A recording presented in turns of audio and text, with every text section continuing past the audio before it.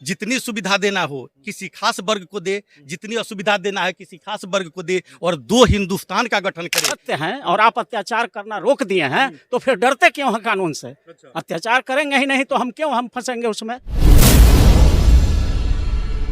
सुनना और नहीं सुनना, आप पावर में हैं, ये आपका धर्म है। फिर विरोध करने का जहाँ उचित समय रहेगा वैसे जगह पर विरोध होगी और इसका परिणाम जो होगा वो सामने आएगा। प्रजातंत्र में विरोध का। सर एक बात, लास्ट बात आपसे पूछता हूँ, क्या आज भी जनरल कास्ट शूद्र के प्लेट में खा देता है? आप मानते हैं इस बात को? खाता है? आज से 50 साल पहले शूद्र के प्लेट में एक साथ बैठ के खाए हैं, ऐसा फोटो भी कहिएगा तो हम दिखाएंगे।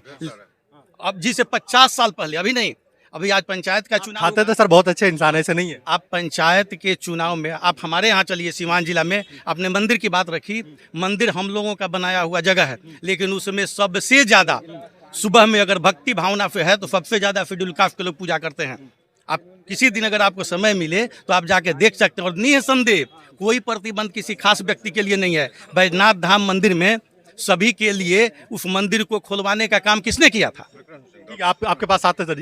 हाँ हाँ, ये बराबर है आपके। फिर ये हाँ, हमारे मित्र ने, विद्वान साथी ने कहा कि अब प्रताड़ना नहीं होती। इतनी बराबरी बता रहे हैं फिर आप। तो हम उदाहरण बता दे रहे हैं। इस देश का पार्लियामेंट बना तो पार्लियामेंट के उद्घाटन में देश के राष्ट्रपति को जाना चाहिए कि नहीं?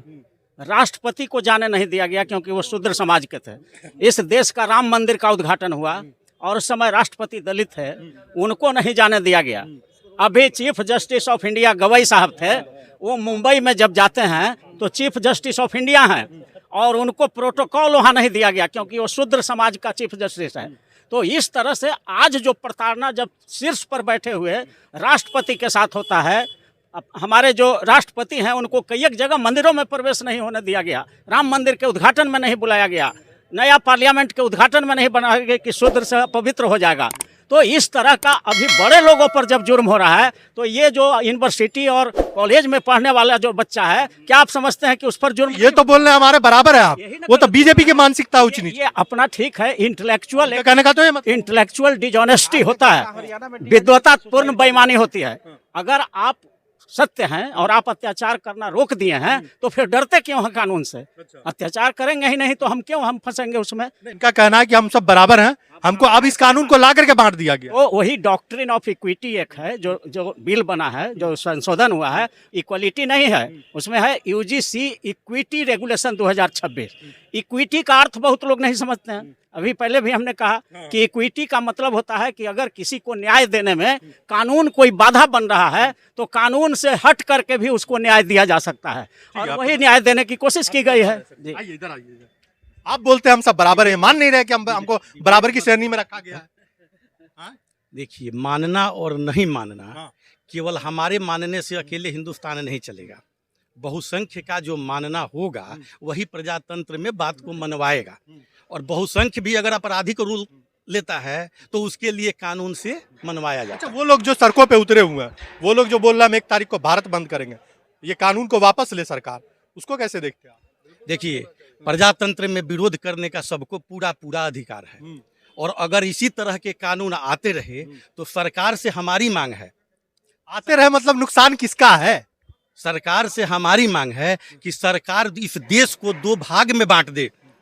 जितनी सुविधा देना हो किसी खास वर्ग को दे, जितनी असुविधा देना है किसी खास वर्ग को दे, और 2 हिंदुस्तान का गठन करे। ये 2 तरह के हिंदुस्तान को बनाने का सबसे बड़ा रास्ता है, और इससे मार्ग प्रशस्त होगा जिसमें लोग मांग करेंगे कि अगर हमको आपके घर पर जाने में कोई अपराध है तो हमारी दूरी बना दे, एक दीवार बना दे कि हम उसके अंदर नहीं जाएंगे। एक कैंपस में बच्चे पढ़ेंगे और ये पता चले कि नहीं, उनके लिए तो अलग बेंच नहीं बनती है, उनके लिए कोई अलग व्यवस्था नहीं होती है, एक जगह बैठते हैं, एक जगह लंच करते हैं, उसमें कहते हैं नहीं भाई। सर ये भी मजबूरी भी तो हो सकती है बैठने का। जिन बच्चों के लिए जिस युग में हम चल रहे हैं वहाँ बच्चों के पास कोई मजबूरी नहीं है। वो मजबूरी है ना सर, कैसी बात? समान मंदिर में जाते हैं। ये मंदिर की बात करते हैं, पुजारी काहे नहीं बना देते? यहाँ महावीर मंदिर का पुजारी कौन है? पटना महावीर, छोड़िए दूर की बात, हम बिहार में बैठे हैं। पटना महावीर मंदिर जो पटना बिहार के सबसे बड़े मंदिर में है, उसका पुजारी कौन है? अगर आपको पता हो तो सही है। हमको नहीं पता सर, आपको पता देखिए है? हमको भी नहीं पता। ये मंदिर जो देख रहे हैं, ये सामने बार काउंसिल का बिल्डिंग है, इसमें करीब करीब 300-400 फ्लैट है। जो अब पता करिए कि इसमें SC ST OBC का कै गो है। 400 में मुश्किल से 10-15 गो होगा। सारे के सारे सवर्ण लोगों ने इस पर कब्जा करके रखा है। तो ये कब्जा किया तो आरक्षण आपको मिला, कब्जा वो कर लिया, मेहनत से किया। यहाँ चूंकि नहीं मेहनत से कुछ नहीं होता है। यहाँ चूंकि नहीं, न्यायपालिका में आज एक चपरासी की बहाली होती है तो वैकेंसी निकलता है, रिटन टेस्ट होता है, इंटरव्यू होता है, मेडिकल टेस्ट होता है, तब जाकर के एक चपरासी बनता है भारत में। और सुप्रीम कोर्ट का और हाई कोर्ट का जो जज बनता है उसमें न तो कोई वैकेंसी निकलती है, न कोई प्रिलिमिनरी टेस्ट होता है, न मेन टेस्ट होता है, न इंटरव्यू होता है, न मेडिकल टेस्ट होता है।